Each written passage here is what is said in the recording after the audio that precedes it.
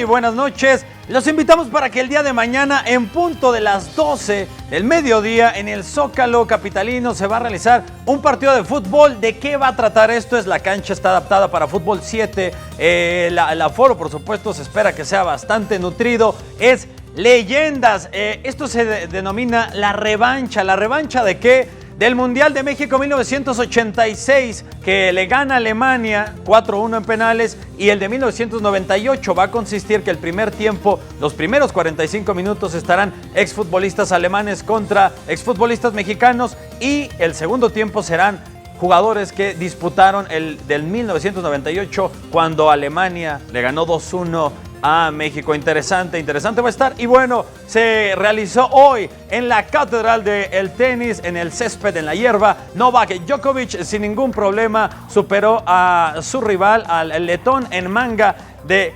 6-4, de 6-1 y 7-6, sin ningún problema pasa a la segunda semana de este torneo en el Wimbledon. Y también Roger Federer, la leyenda viviente del tenis, también sin ningún problema, no le costó trabajo superar a su rival en turno, pasa también a la siguiente fase dándole cátedra a su rival con 61 tiros ganadores, con 13 aces y 7 errores no forzados de esta leyenda viviente de Roger Federer. Ahora se va a enfrentar contra Dimitar Godolov, es el próximo rival que tendrá Roger Federer. Y en la Fórmula 1 también se realizó el día de hoy la parrilla de salida de esta novena parada, en donde Lewis Hamilton había quedado en la tercera posición, pero por hacer un cambio indebido en la caja de cambios, ahora sí que le toca la octava posición. Esa era la posición de Sergio Pérez, ahora estará largando en el séptimo cajón de salida, mientras que Kimi Raikkonen es el tercer lugar, también Sebastian Vettel el segundo, y Valtteri Bottas es el primero en esta pole position que arranca el día de mañana en punto de las 7 de la mañana,